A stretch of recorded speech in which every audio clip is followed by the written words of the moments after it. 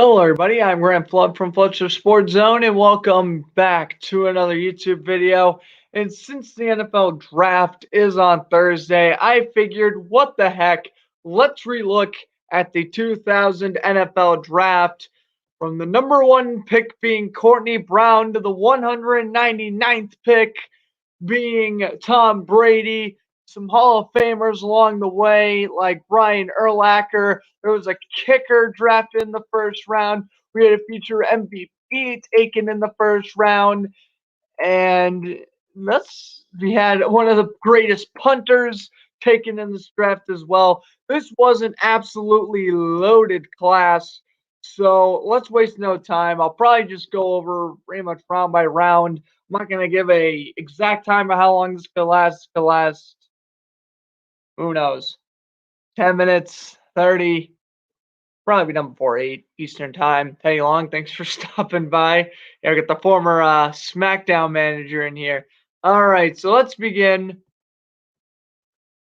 Thank you to, of course, Pro Football Reference for the best football news, of course, and probably just the best football website in general. Hopefully, you guys can see the screen fine. And yeah, let's begin. So first and foremost, like I mentioned, I'm not gonna go through pick by pick, of course. That'd be way too long. I'm just gonna kind of go through the picks I can kind of give like some background information on. So first and foremost, Courtney Brown.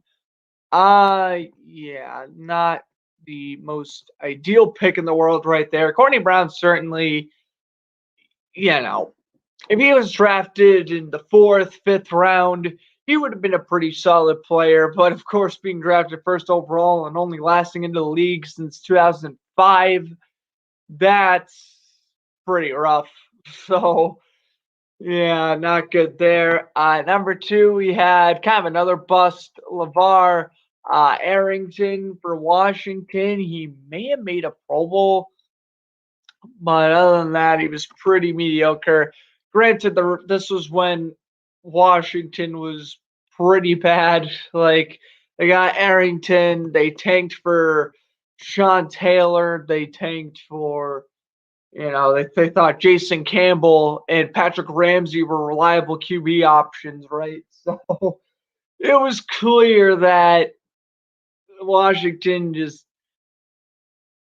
really wasn't good throughout the early 2000s. And I mean, I know they had, they were decent in 2005 and they snuck into the playoffs as a wild card team in 2007. But overall, Washington, really up until now in 2021, they have just been a fringe playoff team. If not, like they usually, I mean, Washington's the team who's always kind of finished between 6 to 9 wins every single season, unless they truly do have that one bad year where they go like 3-13. But really, Washington's usually better than that.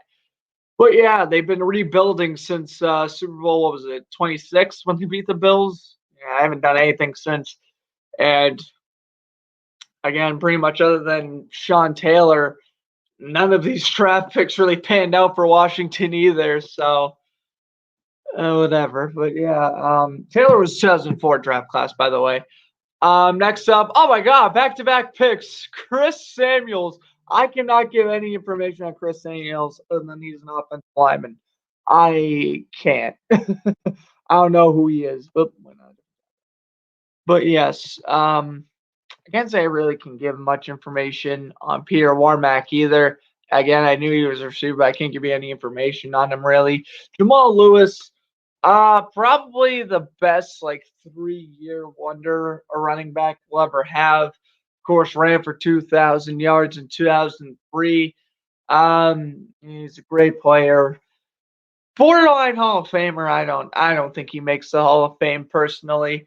Especially with just one 2,000-yard season and the rest of his career was slightly above average. I don't think Jamal Lewis isn't going in the Hall of Fame, but overall, he was a very good player. 5th overall pick. I ain't complaining. He's worth the 5th overall pick, in my opinion. Next up for the Eagles, we have defensive tackle Cory Simon. Again, kind of another player I heard of. He was pretty good, but yeah, nothing crazy. Of course, the Eagles could have had Brian Urlacher or, another solid defensive player. Yeah, but it is what it is.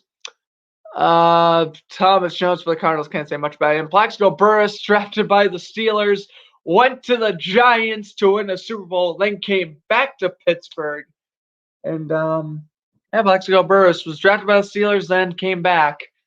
I know if you are new to football, you're probably like, oh, I thought Plaxico Burress played on the Giants his entire career, which when I first heard his name, that's what I originally thought as well. But he was the second wide receiver taken in this draft.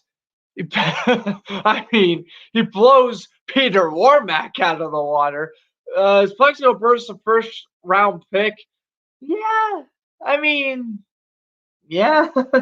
Late first round pick. He's not, what was he, 7th overall, 8th overall, 8th overall? He's not 8th overall material, but he's probably like 28th overall material. Plaxico Burress probably does go down as a top 3 receiver in this draft as well. So obviously, it was a good pick for Pittsburgh. He didn't really do much with the Steelers, though. It was more he did stuff with the Giants. Overall, a good player.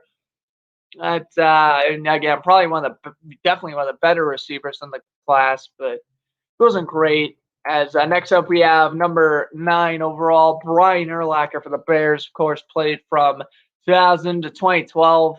I was pretty awesome seeing Urlacher play. I mean, I started pretty much paying attention to football in 2012, so I only caught the tail end of his career. But Urlacher was a beast. 2016 or 2018 Hall of Famer. Neither here nor there. Very good player. Deserves to be in the Hall of Fame. Would be the Bears' greatest linebacker of all time if it wasn't for Dick Butkus. So, yeah. Ryan Urlacher, obviously good pick. Probably the number 2 overall. If we're going to do a redraft, Urlacher's probably number 2 and number 3 overall, of course. Obviously, Tom Brady being 1. But probably, Urlacher would, I'd assume, be 2. I don't really know who else you would put ahead of him here. I mean, maybe if Washington was desperate for running back, maybe Jamal Lewis. Jamal Williams currently on the Lions. But yeah, Jamal Lewis, maybe. Yeah, Urlacher inside there. Now, this one I'm talking about, how Plaxico Burress was one of the better receivers of the 2000 class. We had Warmack at 5. Now we have Travis Taylor by the Ravens at 10 overall. I mean, yeah, Plaxico Burress, again, maybe he ain't, a top 10 overall pick, but he's better than guys like Travis Taylor.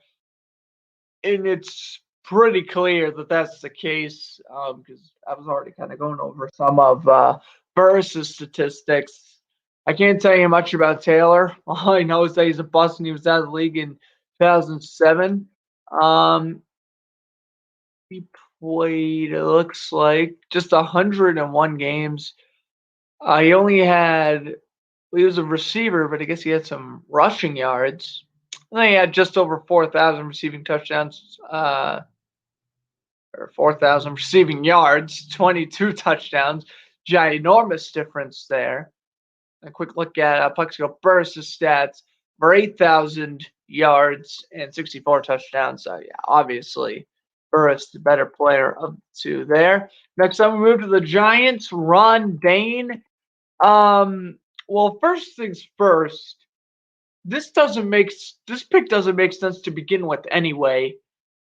Simply because we are in the middle of pretty much, well, more the beginning of Tiki Barber's incredible run of like 7 straight years being a consistently good running back. Sam McKenzie, thanks for tuning in. This pick just doesn't make sense. Why the Giants even did this.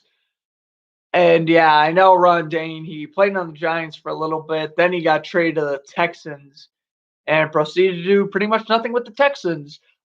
Crazy how Dane was replaced by Tiki Barber in New York. And then when he went to Houston, he was replaced by Arian Foster. So he had 2 unlucky stints there with his team. And then the Jets had back-to-back picks Sean Ellis was pretty bad. Jonathan Abram wasn't horrible. Jonathan Abram, without a question, the better of the two. Neither very good. I'd probably say if I was to do a redraft, Sean Ellis is probably a second round pick, like a late second round pick. And then Abram, I think he's fine being a first round pick. I just probably move him down to around like maybe around Buffalo's area in 26. Because I also took a defensive end. We'll get to that. But yeah, overall, wasn't I mean, they kind of missed on one, but the other one kind of worked out. Moving on to pick 14, Bubba Franks. I thought Franks lasted way longer in the NFL, but I guess he didn't. He only lasted until 2008, but he did have 32 career touchdowns, which was nice. And overall, between Favre and, well, can't even really say Rodgers because Rodgers took over in 2009. So pretty much he was like Favre's second best tight end, probably, if not first. I like the True Man, though. I'll say the True Man is ahead of Bubba Franks there. But yeah, it's just weird to think Bubba Franks, first round pick, would have never guessed it. Broncos selected DeLatha O'Neal. I can't tell you anything about him. Same thing with Juwan Pearson. And here's the kicker, figuratively and literally. The Raiders selected Sebastian Janikowski, 17th overall. Now, Seabass, this wasn't a bad pick. He's probably about the 17th best player in this draft, if not even more like the 12th. If I'm being honest, he is going to go down as probably a top 25 kicker of all time. At least he is right now, in my opinion. Probably top 3 left-legged kicker as well. It was a good pick. You know, I just find it weird how the Raiders can get away with getting special teams players in the first round. Like, obviously, when they drafted Ray Guy, you know, the punter, you know, he ended up being a Hall of Famer. Janikowski, not a Hall of Famer, but he was still one of the better kickers at the end of the 2000s. And, you know, he's not going to make the Hall of Fame, but he will certainly be up for ballot. We won't get in, but he'll certainly be up for ballot, which is nice. Of course, Janikowski retired in 2018 after a brief stint with the Seahawks. But overall, it was a pretty good pick. Jets, with the third of 4 first-round picks in the first round, selected our first quarterback, Chad Pennington. Obviously, Tom Brady's better than Chad Pennington. Pennington's probably the second best QB out of this draft. Pennington played well with the Jets, and he really played well with the Dolphins before disappearing, pretty much. Pennington retired in 2010. He threw for 102 touchdowns, just over 17,000 yards. Certainly not an awful quarterback, but yes. What do you mean the wheels finally came off on TJ? TJ ain't here because I didn't ask him to do a broadcast.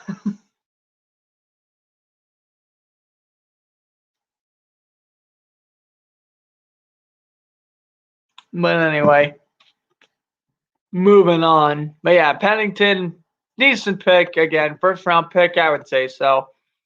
Moving on to Sean Alexander, the 2005 MVP. 100 career touchdowns, over 9,000 rushing yards. You know, say what you want about Sean Alexander making the Hall of Fame. All you want. And I get it. If he ever gets in, it will be pretty controversial, considering he's not even the best Seahawks running back of all time. Yes, in my opinion, that is Marshawn Lynch, but neither here nor there.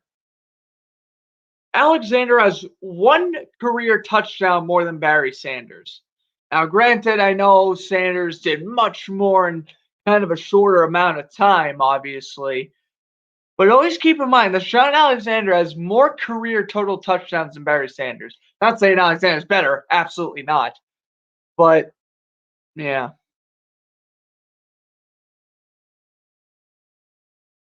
I don't think so.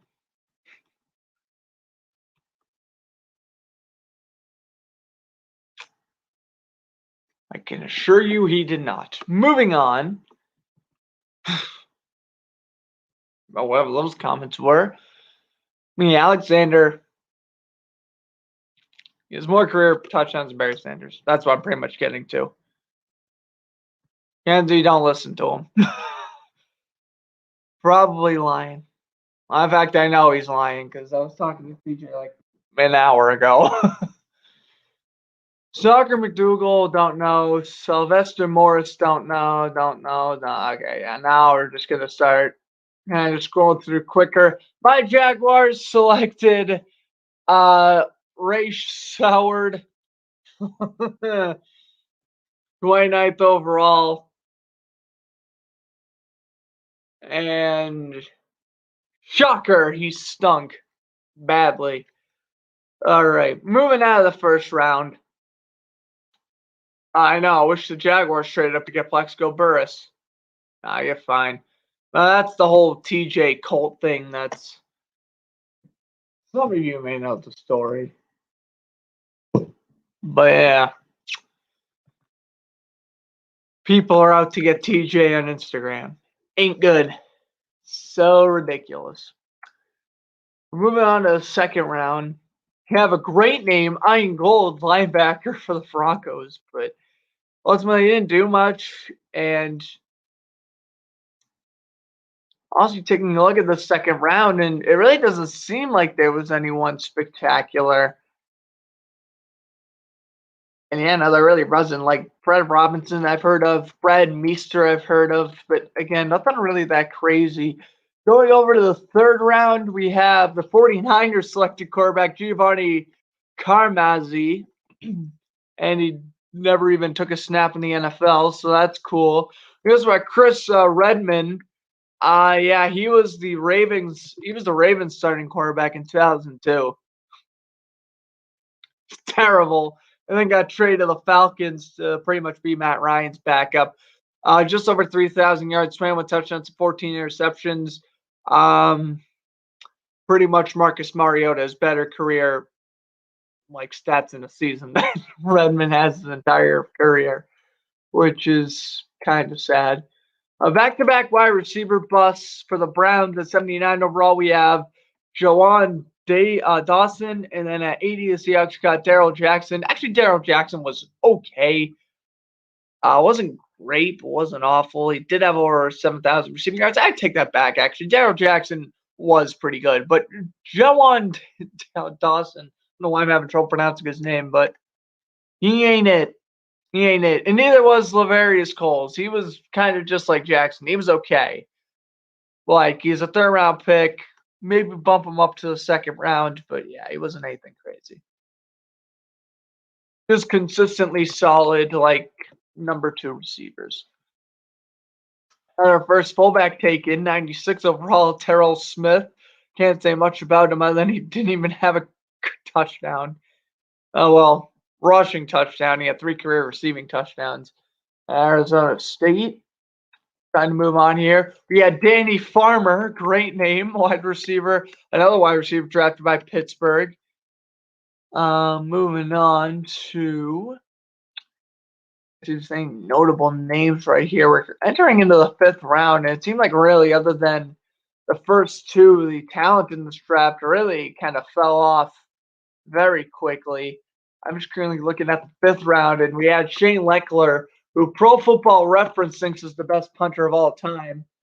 I don't think that at all. In fact, very controversial, but my GOAT punter is Sean Landeta.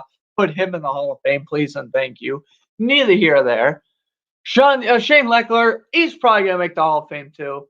I know, punters making the Hall of Fame. What? It's crazy. I know, but guess what's going to happen? And Lechler, and how ironic, the Raiders get their special teams for the next decade in this draft with Janikowski and Lechler. I mean, like I said about Janikowski, probably one of the best left-handed kickers of all time. Well, left-footed kickers of all time. Not going to make the Hall of Fame, but still pretty good. And then Lechler, definitely, in my opinion, top 5 punter of all time, actually has a chance at the Hall of Fame. So Raiders with the absolute steal of the draft. That was also the first punter drafted, if I didn't skip over anything. So that was a pretty good pick, of course, for the Raiders. He would also go on to play with the Texans and maybe one other team, but yeah. That was obviously a very good draft pick for the Raiders. Right, moving on to this is a player who wasn't really that good, but I at least heard of him, and that is Otro Freeman. The Dolphins took him 152nd overall. He only stayed in the league until 2005. It looked like he only had 11 interceptions, roughly. No, how many interceptions did he have? He did not have that much. He had 0. Oh, okay. He never registered an interception. He's a 5th-round pick after all, but I thought he was a slim bit better. Saints got a running back, Chad Morton. It seemed like the Saints were really piling up on running backs this draft. Moving on to the 6th round. This is obviously when Tom Brady was drafted, but wait a second. The 6th round picks in this draft were actually pretty good. We had Mark Bolger. Yeah, not Tom Brady, not even really Chad Pennington, but without a doubt the 3rd best quarterback out of this draft. He was drafted by the Saints, but he obviously played with the Rams. Throwing just over looks like 22,000 yards, 122 touchdowns, 8 rushing touchdowns. Yeah, pretty good for Mark Bolger there. Then we had Neil Rackers, one of the better kickers of the early 2000s. Again, they aren't showing the kicker stats, which is kind of unfortunate, but neither here or there. Rackers was a very good kicker. He was drafted by the Bengals. He's mainly remembered for being on the Cardinals. And then moving on down to Mario Edwards for the Cowboys. I know he didn't last long, but Mario Edwards Jr. is currently on the Bears, so there is his father, if anyone was wondering. We are going to get to him. Pick 199, Tom Brady. There he is. Of course, at the moment, a 7-time Super Bowl champion, 79,000 yards thrown, 581 passing touchdowns.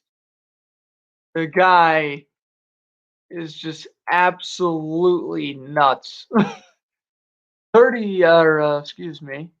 He also has 25 career rushing touchdowns on 1,043 attempts. I don't know why I'm really mentioning Brady's rushing stats, I guess just for the fun of it. Obviously, the once 3rd round pick or 3rd overall, what am I trying to say? 3rd string quarterback out of Michigan. There we go. Also, the Browns got Spurgeon Wynn. Yeah, he retired in 2001. Browns could have had Tom Brady. Well, every team could have had Tom Brady, but the Browns, of course, were the team who drafted the quarterback before Tom Brady. Yeah.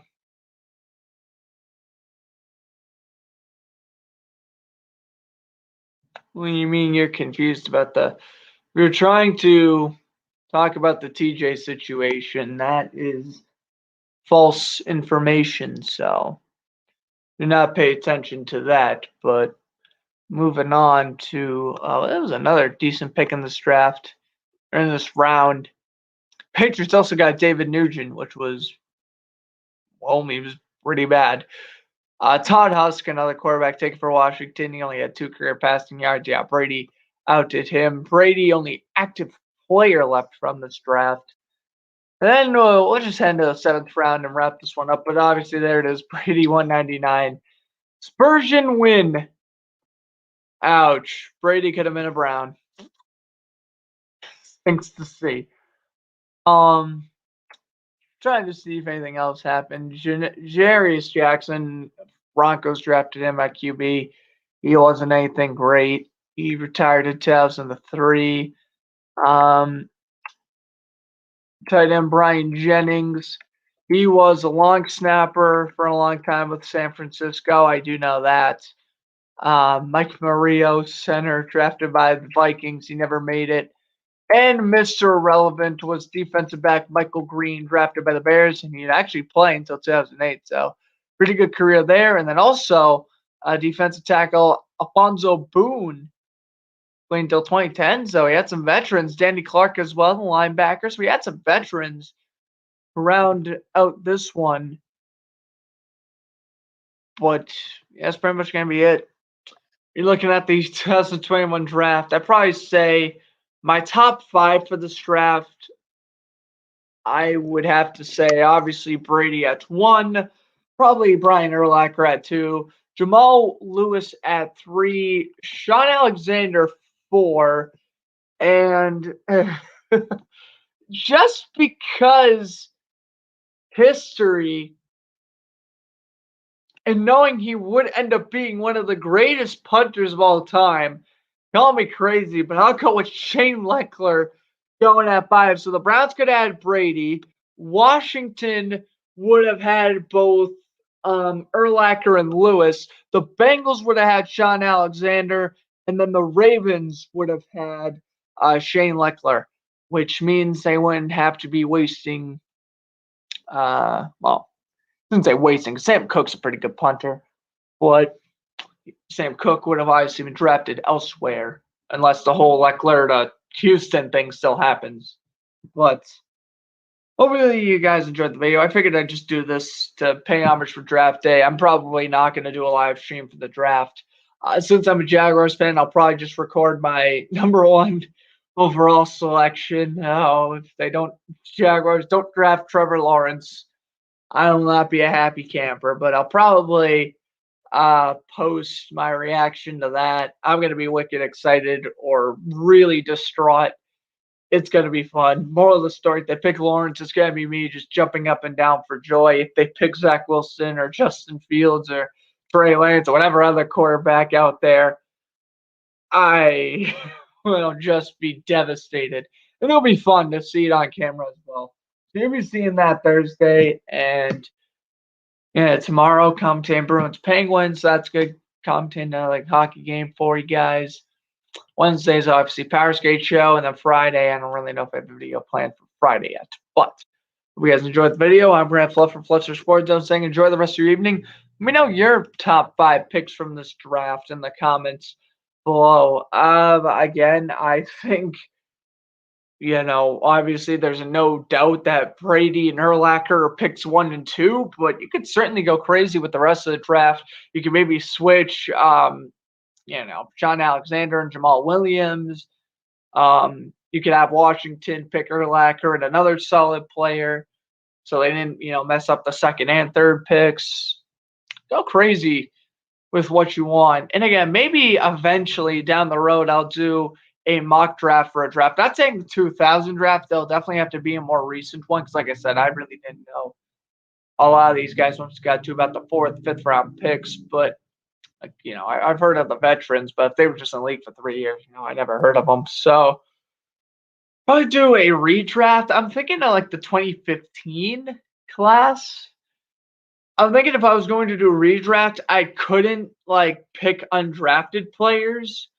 I would have to specifically have picks 1 through 256 and kind of sort my way out that way.